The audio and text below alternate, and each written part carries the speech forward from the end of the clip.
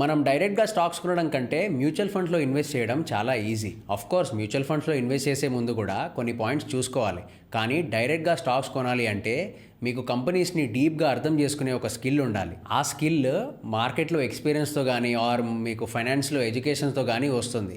కానీ మనం mutual ఫండ్స్ని manage చేసేది ఈ highly educated and professional fund managers. So మనకి మ్యూచువల్ ఫండ్స్ని ఎలా పిక్ చేయాలి అండ్ ఇన్వెస్ట్ చేసే ముందు చూసుకోవాల్సిన ఇంపార్టెంట్ పాయింట్స్ ఏంటి అండ్ ఒక ఇండివిజువల్కి ఏ ఫండ్ కరెక్ట్ అని ఎలా డిసైడ్ అవ్వాలి, ఇలాంటి పాయింట్స్ ఈ వీడియోలో క్లియర్గా ఎక్స్ప్లెయిన్ చేస్తాను.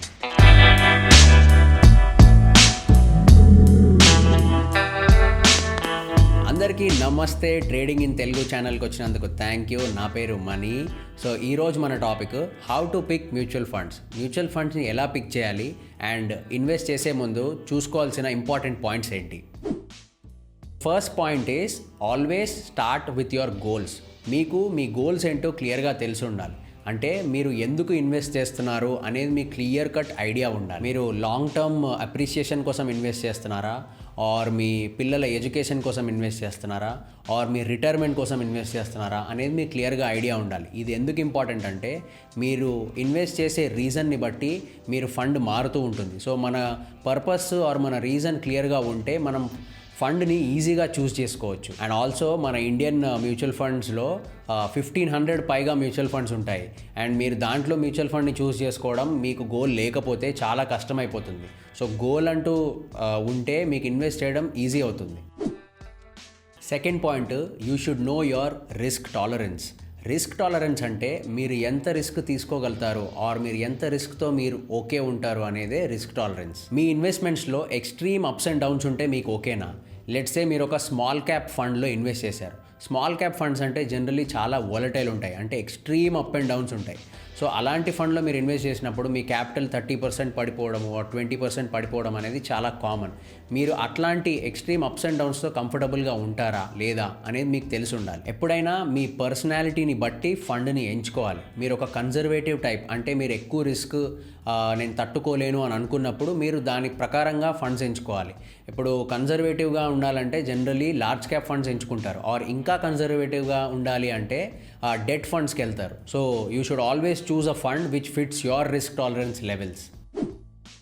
థర్డ్ పాయింట్ వచ్చేసి you should know your investment time period. అంటే మనం చేస్తున్న ఇన్వెస్ట్మెంట్స్ ఎంత టైంకి చేస్తే దాని బెస్ట్ రిటర్న్స్ వస్తాయి అనేది మీకు తెలియాలి. ఇది ఒక ఎగ్జాంపుల్తో ఎక్స్ప్లెయిన్ చేస్తాను. మార్కెట్లో డెట్ ఫండ్స్లో అల్ట్రా షార్ట్ టర్మ్ ఫండ్స్ అంటూ ఉంటాయి.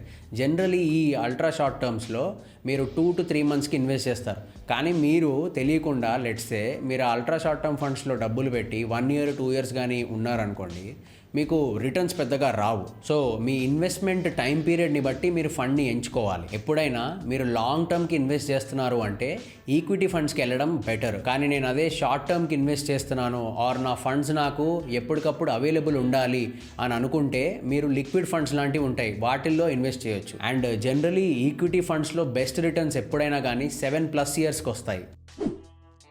Fourth point, you should always look for good quality and experienced management team. మీరు ఎంచుకున్న మ్యూచువల్ ఫండ్కి management quality and fund manager skill అనేది చాలా ఇంపార్టెంట్. ఆఫ్టర్ ఆల్ మన డబ్బులు వాళ్ళ చేతిలో పెడుతున్నాం.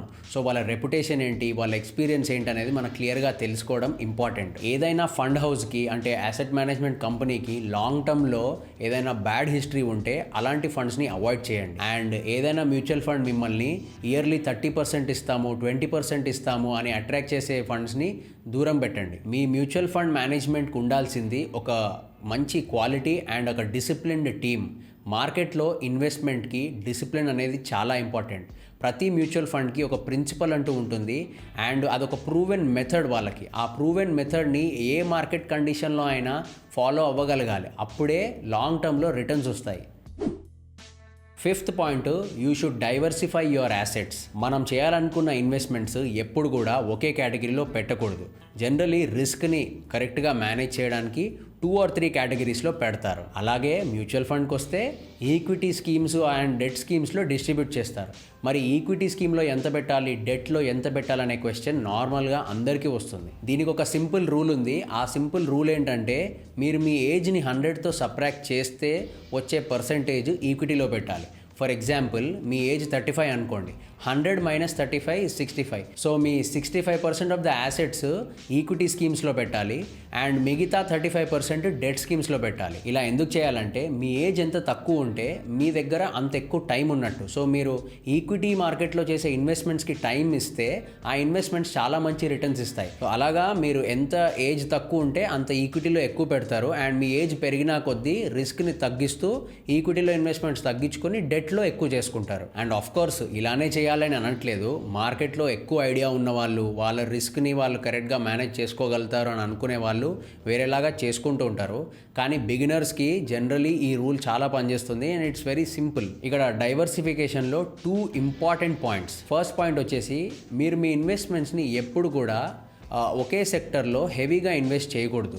ఒకే సెక్టర్ అంటే మార్కెట్లో ఫార్మా సెక్టర్కి, ఇన్ఫ్రాస్ట్రక్చర్ సెక్టర్కి ఆర్ పబ్లిక్ సెక్టర్ బ్యాంక్స్ అనే సెక్టర్కి ఇలాగా ప్రతి సెక్టర్కి ఫండ్స్ ఉంటాయి. మీరు ఏదైనా ఒక సెక్టర్ నాకు బాగా ఐడియా ఉంది అని చెప్పి ఒకే సెక్టర్లో ఎక్కువ అమౌంట్స్ అంటే మీ క్యాపిటల్లో 50% ఆర్ మోర్ దెన్ 50% పెట్టేశారనుకోండి, అప్పుడు మీరు ఎక్కువ రిస్క్కి ఎక్స్పోజ్ అవుతున్నట్టు. ఎందుకు ఎక్కువ రిస్క్ అంటే ఆ ఒక్క సెక్టర్ కానీ మీ ఇన్వెస్ట్మెంట్ పీరియడ్లో పని చేయలేదనుకోండి ఆర్ ఆ సెక్టర్ డౌన్ ఉందనుకోండి, అప్పుడు మీ ఫండ్స్ కూడా ఎక్స్ట్రీమ్ నెగిటివ్లోకి వెళ్తాయి. సో ఎప్పుడు కూడా హెవీ ఇన్వెస్ట్మెంట్స్ ఒకే సెక్టర్లో చేయకూడదు. కొంతవరకు మీ క్యాపిటల్ అలాట్ చేయొచ్చు, కానీ హెవీ పర్సంటేజెస్ అంటే 50%, 60% అలా పెట్టేస్తే రిస్కీ అవుతుంది. సెకండ్ ఇంపార్టెంట్ పాయింట్, మీరు ఒకవేళ 2 or 3 మ్యూచువల్ ఫండ్స్ని ఎంచుకుంటున్నారు అనుకోండి, ఆ మ్యూచువల్ ఫండ్స్ ఒకే ఫండ్ హౌస్కి లేకుండా చూసుకోండి. మీ అన్ని ఫండ్స్ సేమ్ ఫండ్ ఫ్యామిలీ కింద ఉంటే ఆ మేనేజ్మెంట్ కంపెనీలో ఏదైనా జరగకూడదు జరిగితే మీ అన్ని ఫండ్స్ ఎఫెక్ట్ అవుతాయి. 6th పాయింట్, ఎస్ఐపి ద్వారా ఇన్వెస్ట్ చేయాలా ఆర్ లంసమ్ అమౌంట్ ఒకేసారి పెట్టాలా? ఫస్ట్ ఎస్ఐపి అంటే ఏంటో చూద్దాం. మీరు ఎవ్రీ మంత్ ఒక ఫిక్స్డ్ డేట్కి అండ్ ఒక ఫిక్స్డ్ అమౌంట్ని మ్యూచువల్ ఫండ్స్లో ఇన్వెస్ట్ చేద్దాము అని ఫిక్స్ అయితే దాన్ని ఎస్ఐపి అంటారు. అండ్ ఆఫ్ కోర్స్ లంసమ్ అంటే మీ దగ్గర ఉన్న అమౌంట్ అంతా ఒకేసారి ఇన్వెస్ట్ చేయడాన్ని లంసమ్ అంటారు. సో ఎస్ఐపి బెటరా లంసమ్ బెటరా అనే డిస్కషన్ కూడా వస్తుంటుంది జనరలీ. మీరు ఒకవేళ 7 years ఆర్ 10 years కానీ ఇన్వెస్ట్ చేస్తున్నారు అండ్ మీ దగ్గర ఎక్కువ అమౌంట్ ఒకేసారి ఉంది అని అంటే మీరు లంసమ్ ఇన్వెస్ట్మెంట్స్ చేయొచ్చు. కానీ మీరు ఒకవేళ 5 years ఆర్ 3 yearsకి కానీ ఇన్వెస్ట్ చేస్తుంటే లంసమ్ ఇన్వెస్ట్మెంట్స్ మీకు రిస్కీ అవ్వచ్చు.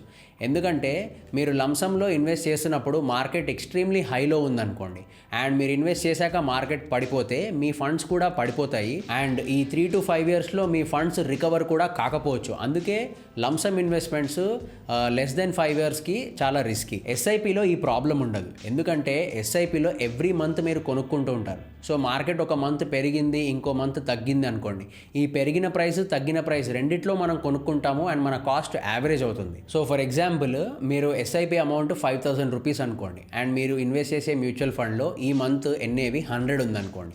సో మీకు 50 units అలాట్ అవుతాయి. నెక్స్ట్ మంత్ మీ ఎస్ఐపి టైంకి మార్కెట్ క్రాష్ అయింది అనుకోండి అండ్ ఆ ఎన్ఏవి 80కి పడిపోతే మీకు ఇప్పుడు అలాట్ అయ్యే యూనిట్స్ 62.5 units అండ్ ఈ 2 monthsకి మీ యావరేజ్ కాస్ట్ కూడా 90కి వస్తుంది. సో ఇలాగా మీకు ఎక్కువ యూనిట్స్ అలాట్ అవుతాయి అండ్ మీ కాస్ట్ కూడా యావరేజ్ అవుతూ ఉంటుంది ఎస్ఐపిలో. అండ్ ఈ ఎస్ఐపి అనే మెథడ్ చాలా పవర్ఫుల్. జనరలీ అందరి దగ్గర ఒకేసారి డబ్బులు ఉండవు. మన దగ్గర వచ్చే శాలరీ నుంచి ఎవ్రీ మంత్ సేవ్ చేద్దాము ఆర్ ఎవ్రీ మంత్ ఇన్వెస్ట్ చేద్దాం అనే వాళ్ళకి SIP is the best method. And ఎస్ఐపిలో ఎంత ఇన్వెస్ట్ చేయాలి అనేది కూడా వస్తూ ఉంటుంది. ఇది పర్సనల్ చాయిస్, ఇది ఎవరి ఇన్కమ్ బట్టి మారుతూ ఉంటుంది. కానీ మోస్ట్ ఇంపార్టెంట్ పాయింట్ ఏంటంటే మీరు ఎంచుకునే అమౌంట్ మీకు ఎవ్రీ మంత్ కట్ అవుతూ ఉంటుంది కాబట్టి ఆ అమౌంట్తో మీరు కంఫర్టబుల్ ఉండాలి. మీకు అది పెయిన్ఫుల్గా అనిపిస్తే మీరు ఎస్ఐపిస్ని స్కిప్ చేయొచ్చు అండ్ మీ ఎస్ఐపిస్ని మీరు స్కిప్ చేస్తే అది మీ ఇన్వెస్ట్మెంట్కి ఎఫెక్ట్ అవుతుంది. సో ఎప్పుడు కూడా ఎస్ఐపి అమౌంట్స్ మీ కంఫర్టబుల్ లిమిట్స్లోనే పెట్టుకోండి. 7th point, you should manage your expectations on returns. ప్రతి మ్యూచువల్ ఫండ్కి ఒక అప్రోచ్ ఉంటుంది అండ్ ఈ అప్రోచ్ ఏంటో మీకు తెలిస్తేనే ఆ మ్యూచువల్ ఫండ్లో ఎంత రిటర్న్ రావచ్చు అనేది మీకు ఐడియా ఉంటుంది. ఫర్ ఎగ్జాంపుల్ మీరు ఒక బ్యాలెన్స్డ్ ఫండ్లో ఇన్వెస్ట్ చేశారనుకోండి. బ్యాలెన్స్డ్ ఫండ్ అంటే 50% ఈక్విటీలో ఇన్వెస్ట్ చేస్తారు, 50% డెట్లో పెడతారు. సో ఇప్పుడు ఇలాంటి ఫండ్స్లో ఇన్వెస్ట్ చేసి మీకు లెట్సే 5 yearsలో 10% రిటర్న్స్ వచ్చాయి. యాన్యువల్లీ ఎవ్రీ ఇయర్ 10% వచ్చాయి. కానీ ఇదే 5 yearsలో ఒకవేళ నిఫ్టీ అంటే ఇండియన్ స్టాక్ మార్కెట్ 14% పెరిగింది అనుకోండి, అప్పుడు మీరు ఓకే నాకు రిటర్న్స్ తక్కువ వచ్చాయి కదా అని అనుకోవచ్చు. మీరు యాక్చువల్లీ కంపేర్ చేయాల్సింది ఇండియన్ స్టాక్ మార్కెట్ నిఫ్టీతో కాదు. ఎందుకంటే మీ ఇన్వెస్ట్మెంట్స్ ఓన్లీ 50% ఈక్విటీలో పెట్టారు, 50% డెట్లో పెట్టారు. సో దేంతో కంపేర్ చేయాలి అనేది మీకు కరెక్ట్గా తెలిసి ఉండాలి. ప్రతి మ్యూచువల్ ఫండ్కి ఒక బెంచ్ మార్క్ ఆర్ ఒక స్టాండర్డ్ అంటూ ఉంటుంది. మీరు ఆ బెంచ్ మార్క్స్తోనే కంపేర్ చేసుకోవాలి. లెట్సే మీరు లార్జ్ క్యాప్ ఫండ్లో ఇన్వెస్ట్ చేశారు, అప్పుడు మీ బెంచ్ మార్క్ వచ్చేసి నిఫ్టీ. సో నిఫ్టీ రిటర్న్స్ ఎంత వచ్చాయి అండ్ మన లార్జ్ క్యాప్ ఫండ్స్కి ఎంత రిటర్న్స్ వచ్చాయనేది చూసి కంపేర్ చేసుకోవచ్చు. అంతేగాని మ్యూచువల్ ఫండ్స్లో డబ్బులు పెట్టాక అన్రీజనబుల్ ఎక్స్పెక్టేషన్స్, అంటే ఎవ్రీ ఇయర్ నాకు 25%, 30% ఇచ్చేయాలి అనే అన్రీజనబుల్ ఎక్స్పెక్టేషన్స్ ఉండకూడదు. Last point, you should know your funds expense ratio. Mutual ఫండ్స్ని రన్ చేసేది యాసెట్ మేనేజ్మెంట్ కంపెనీస్. ఈ యాసెట్ మేనేజ్మెంట్ కంపెనీస్ నడవాలంటే మరి వాళ్ళకు కూడా ఖర్చులు అవుతాయి. కంపెనీస్లో వర్క్ చేసే అనలిస్ట్కి శాలరీస్ నుంచి electricity bills, office rents, advisory fees వరకు మ్యూచువల్ ఫండ్ హౌసెస్ వాళ్ళకు వచ్చే ఇన్వెస్ట్మెంట్స్లో నుంచే డబ్బులు తీస్తాయి. సో ఇలా డబ్బులు తీసి ఎక్స్పెన్సెస్కి వాళ్ళ యాసెట్స్లో ఎంత పర్సెంటేజ్ ఖర్చు పెడుతున్నారు అనేదే ప్రతి ఫండ్కు ఉండే ఎక్స్పెన్స్ రేషియో. సో దీన్ని ఎలా చూడాలంటే మీరు మ్యూచువల్ ఫండ్ కొనుక్కోవడానికి మీకు అయ్యే కాస్ట్ అనమాట ఇది. సో మీరు మీ రిటర్న్స్ క్యాలిక్యులేట్ చేసే అప్పుడు ఈ ఎక్స్పెన్స్ రేషియోని మైనస్ చేస్తేనే మీకు యాక్చువల్ రిటర్న్స్ వస్తాయి. జనరలీ ఇండియాలో ఉన్న మ్యూచువల్ ఫండ్స్కి ఇది 0.5% నుంచి 2.5% వరకు వెళ్ళొచ్చు. అండ్ మీరు లాంగ్ టర్మ్కి ఇన్వెస్ట్ చేస్తున్నట్టయితే మీ ఎక్స్పెన్స్ రేషియో 1% కంటే ఎక్కువ లేకుండా చూసుకోండి. అండ్ ఇంకొన్ని టిప్స్, మీరు మ్యూచువల్ ఫండ్స్లో ఇన్వెస్ట్ చేసే ముందు ఆ ఫండ్ మేనేజర్ ఎంత రీసెంట్గా చేంజ్ అయ్యాడనేది మీరు చూసుకోండి. జనరలీ మంచి మ్యూచువల్ ఫండ్స్కి ఫండ్ మేనేజర్స్ అంత ఫ్రీక్వెంట్గా చేంజ్ అవ్వరు. జనరలీ కొన్ని ఫండ్స్కి 10 years, 15 years నుంచి ఒకే ఫండ్ మేనేజర్ ఉండడం కూడా చూశాను నేను. అలాంటి ఫండ్స్ ఎక్కువ బెటర్గా పర్ఫామ్ చేస్తాయి. ఇంకో పాయింట్ వచ్చేసి, ఏదైనా మ్యూచువల్ ఫండ్ కొత్తగా స్టార్ట్ అవుతే అలాంటి మ్యూచువల్ ఫండ్స్ని అవాయిడ్ చేయండి. ఎప్పుడైనా ఒక మంచి హిస్టరీ ఉన్న మ్యూచువల్ ఫండ్స్నే ఎంచుకోండి. సో మ్యూచువల్ ఫండ్స్లో ఇన్వెస్ట్ చేసే ముందు నేను చెప్పిన పాయింట్స్ అన్ని మీకు చూసుకుంటే హెల్ప్ అవుతుంది. అండ్ మ్యూచువల్ ఫండ్స్లో నిజంగా రిటర్న్స్ రావాలంటే ఒక్కటే సీక్రెట్, దట్ ఈస్ డిసిప్లిన్. మీరు మీ ఎస్ఐపిస్ని ఎవ్రీ మంత్ కట్ అయ్యేలాగా చూసుకోవడం అండ్ మీ ఇన్వెస్ట్మెంట్స్కి మంచి టైం ఇవ్వడం, ఇది మీరు కరెక్ట్గా చేస్తే మీకు బ్యూటిఫుల్ రిటర్న్స్ వస్తాయి లాంగ్ టర్మ్లో. So I hope you like this video. Thank you so much for watching. I'll see you in the next one.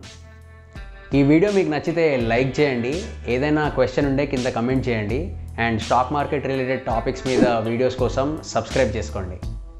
కంపెనీలో ఇన్వెస్ట్ చేయడానికి చార్ట్స్ని ఎలా యూస్ చేయాలి అండ్ ఆ కంపెనీ అసలు గ్రోయింగ్ స్టేజ్లో ఉందా, ఒకవేళ గ్రోయింగ్ స్టేజ్లో ఉంటే ఎంట్రీస్ ఎలా తీసుకోవాలి, ఎగ్జిట్స్ ఎలా తీసుకోవాలి.